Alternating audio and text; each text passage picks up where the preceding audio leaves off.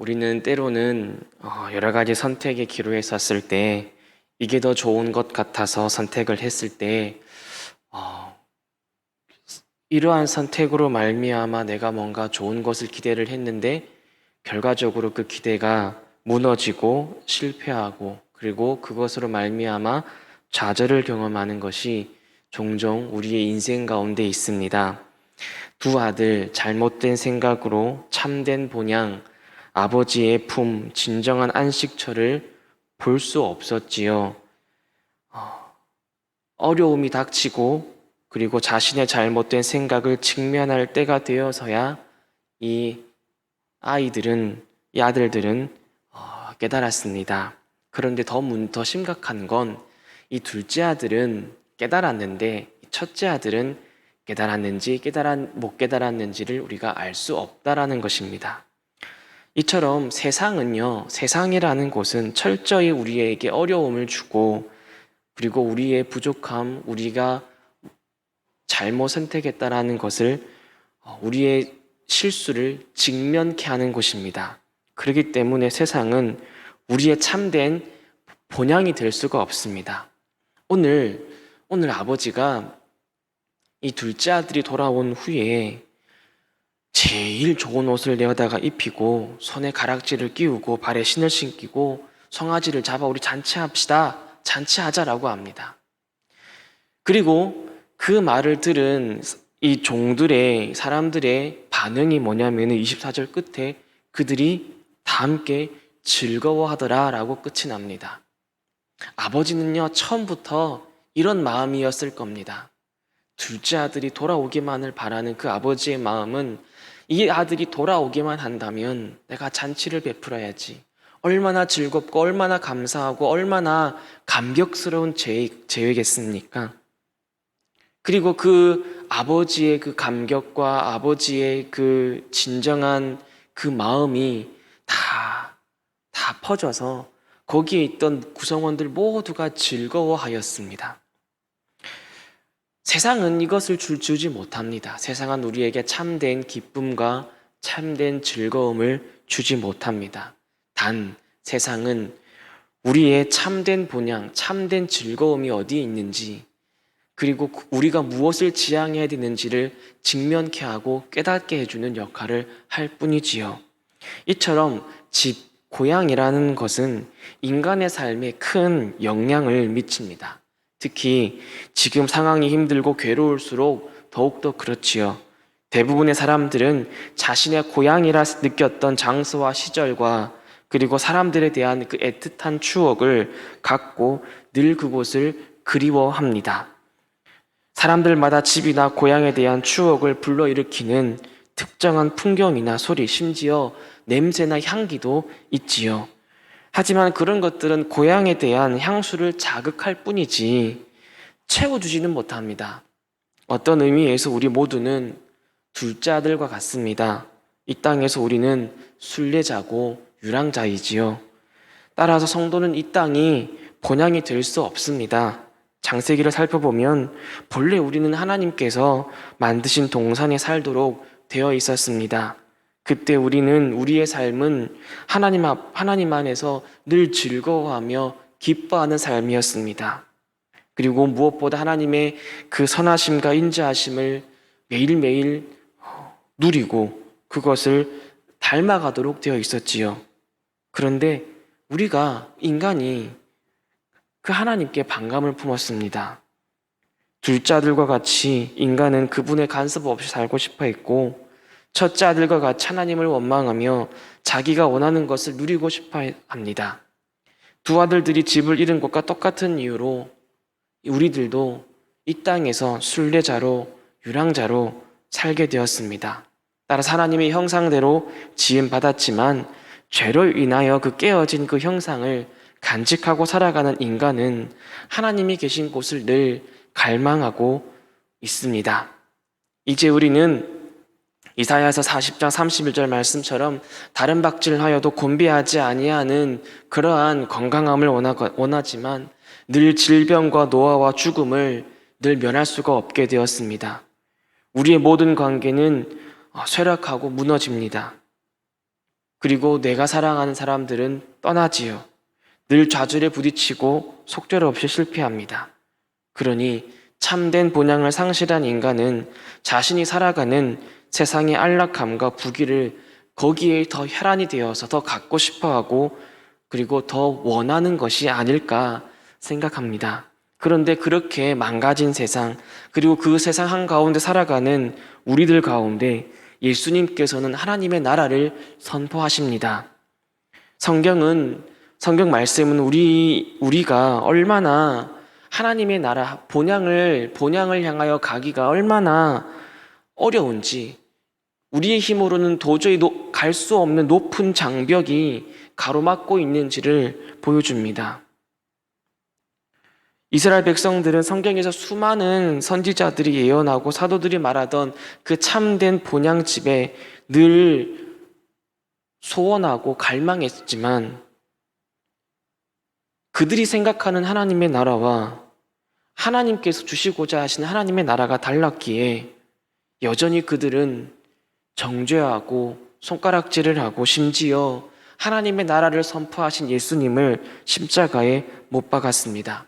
하지만 예수님께서는 친히 이 땅에 내려오셔서 마가복음 1장 15절 말씀처럼 하나님의 나라가 가까이 왔느니라 라고 선포하시며 참된 은혜의 잔치자리를 발현하시고 이스라엘 백성들에게 이러한 은혜의 자리가 있음을 늘 말씀하시고 초청하셨습니다.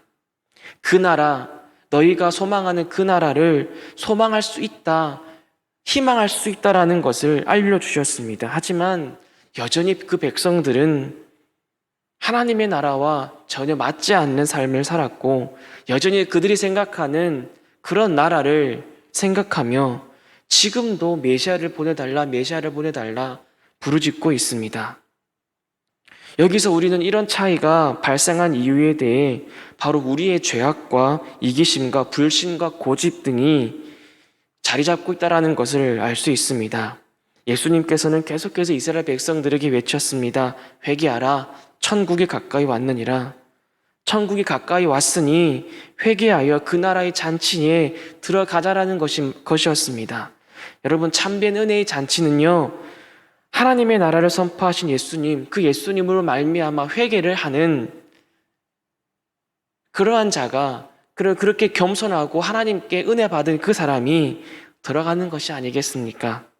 하늘 본향이 가까이 왔기 때문에 우리 예수님께서 요청하신 것이, 명령하신 것이 무엇입니까? 회개였습니다. 우리가 생각했던 천국, 내가 원하는 그러한 삶, 내가 원하는 그러한 본향 다 회개하고 첫째 아들과 같이 내가 원하는 방식, 내가 바라는 천국을 회개하고 하나님이 원하시는 그 진정한 잔치자리, 하나님이 베풀어 놓으신 그 진정한 그 본향, 그 본향이, 그 잔치가 매일매일 내 삶에 이루어지도록 우리가 기도해야 하는 것입니다. 그러므로 우리 이 땅에서 참고 인내하며 주님의 나라, 주님의 진정한 그 잔치자리가, 그 잔치가 우리의 삶에 임하기를 기도합시다. 성도 여러분, 그 나라, 우리가 돌아갈 본향을 구하십시오.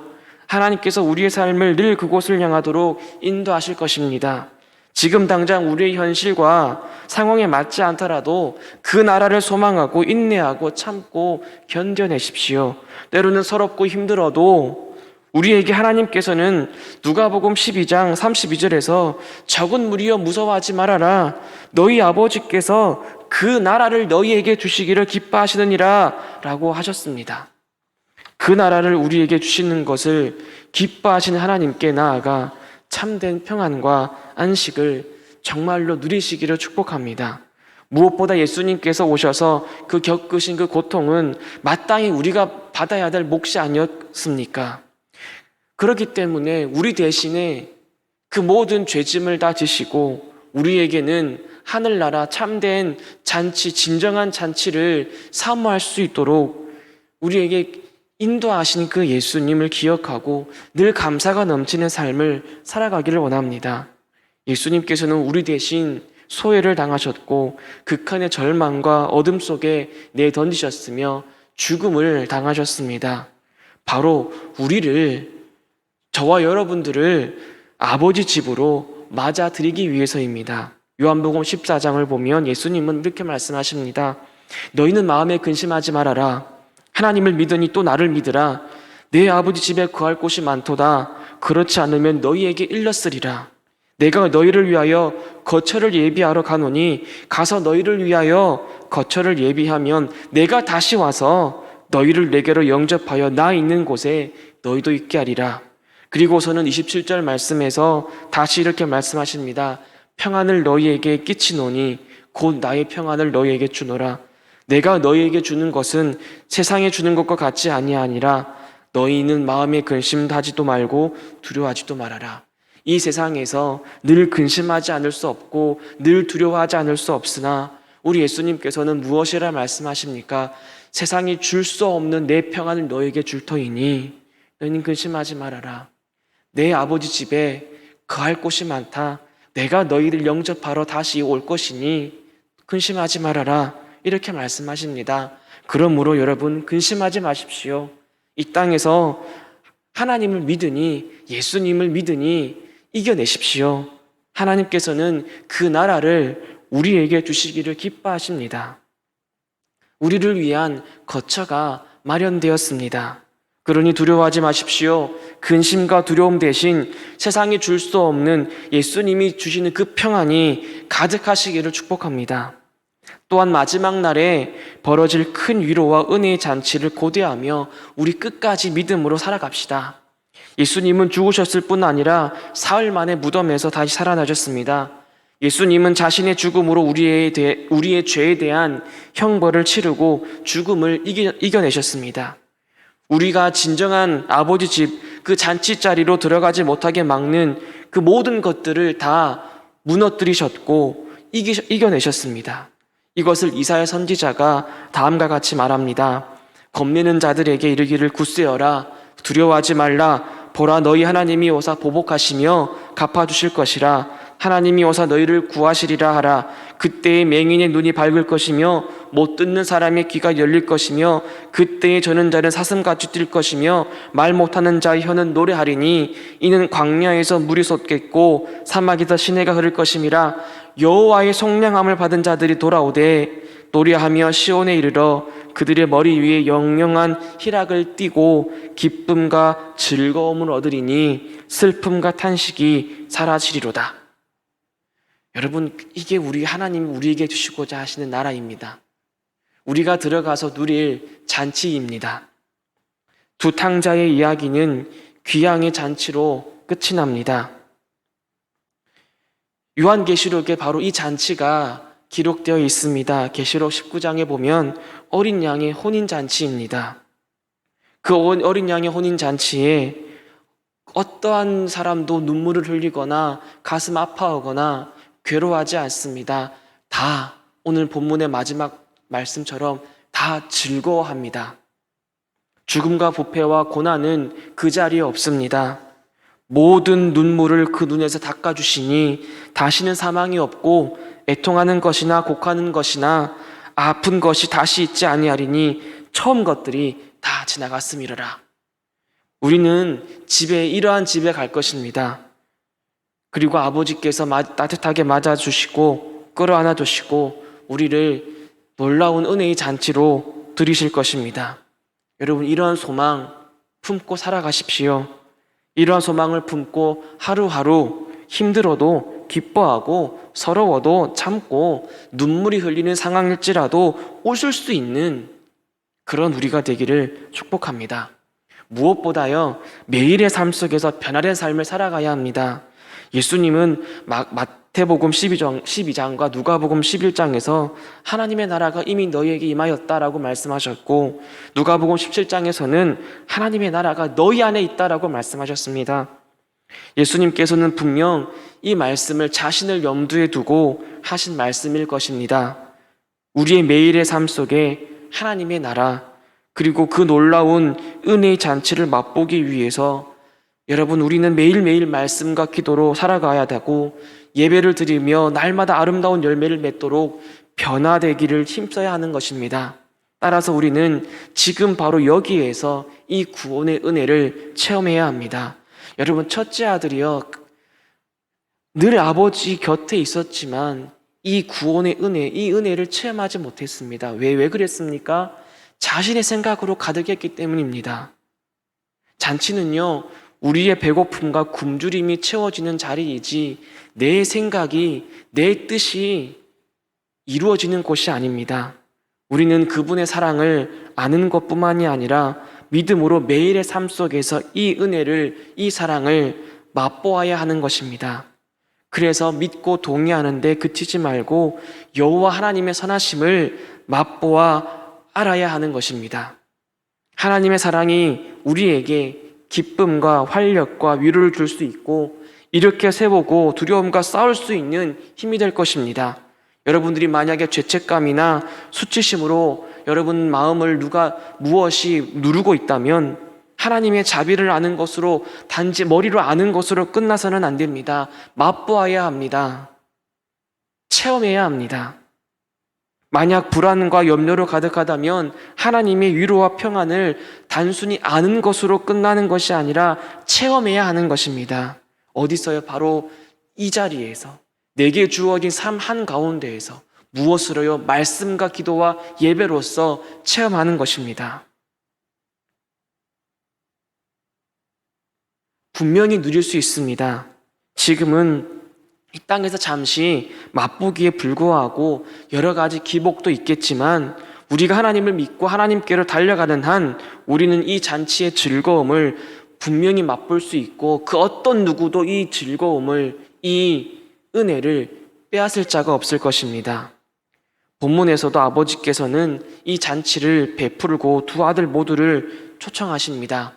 본향을 사모하면서 날마다 하나님의 선하심과 인자하심과 위로와 평안을 맛보고 이 험한 세상 힘있게 믿음으로 살아가는 우리가 되기를 축복합니다.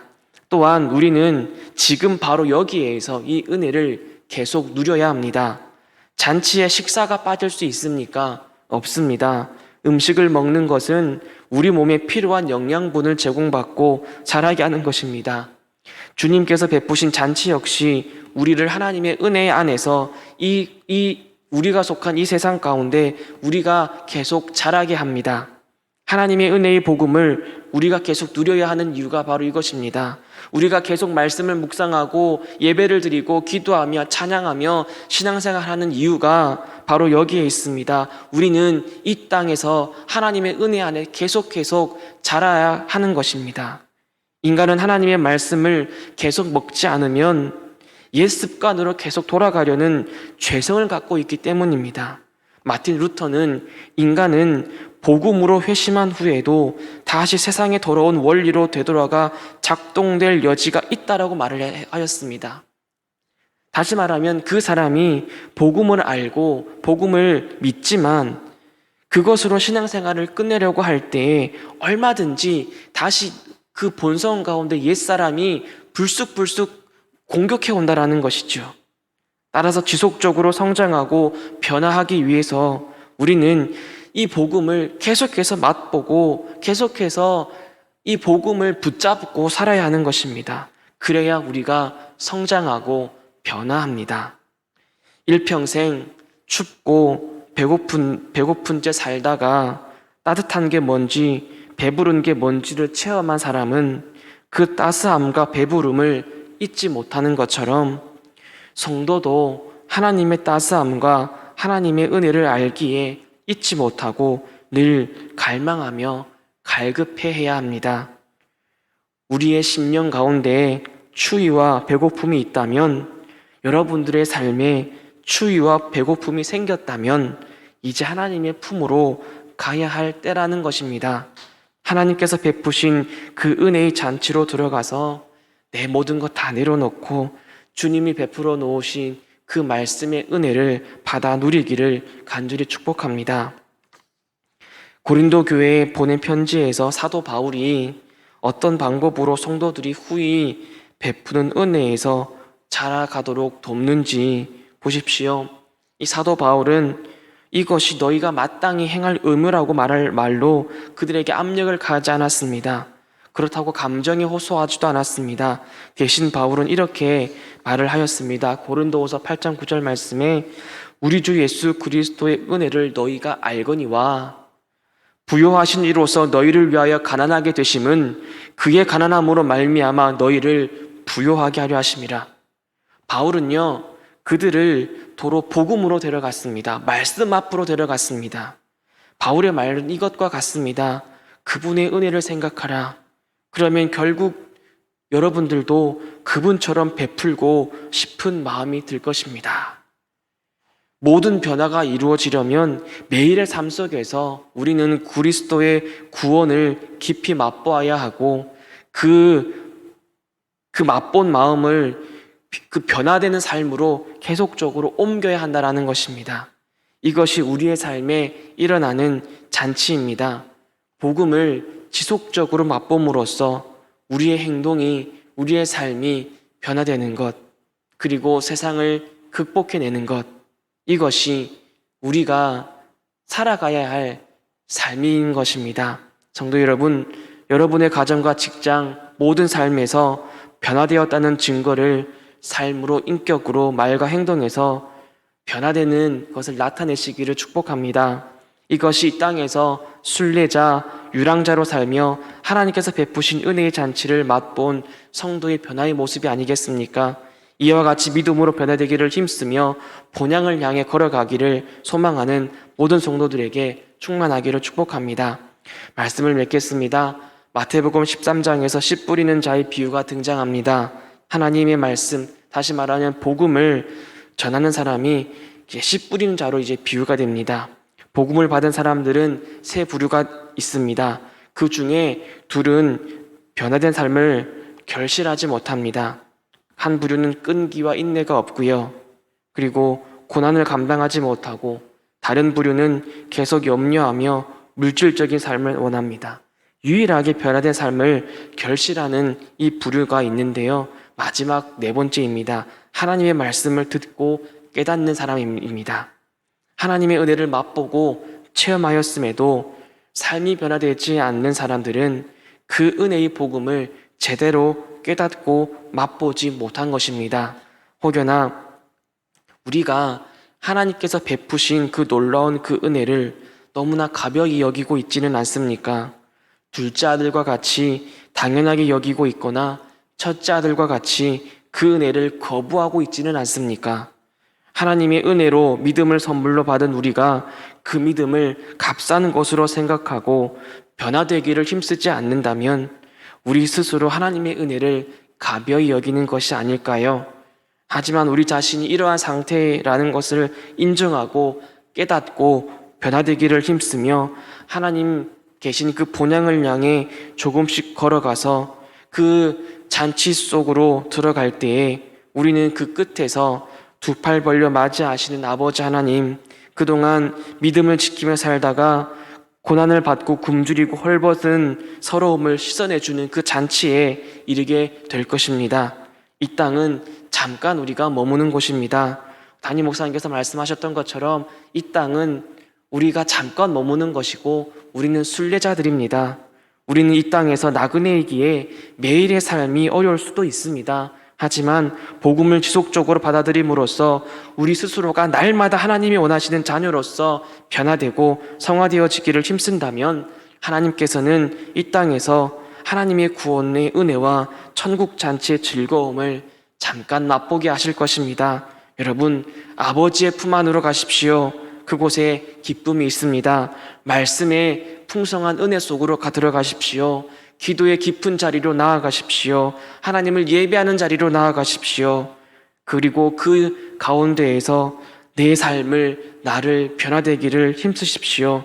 그것이 이 땅을 살아가는 순례자로서의 성도의 마땅한 행실입니다. 아버지께서 베푸신 그 은혜의 잔치로 들어가십시오. 거기에 세상에 줄 수도 없고 알 수 없는 평안과 만족이 있습니다. 이러한 은혜의 변화가 날마다 우리 삶 속에서 넘쳐서 아무도 나하고 하는 사람 없이 다 함께 하늘 본향에서 만나서 다 같이 즐거워하고 기뻐하며 하나님과 더불어 영원토록 교제하는 우리 모두가 되기를 주님의 이름으로 축복합니다.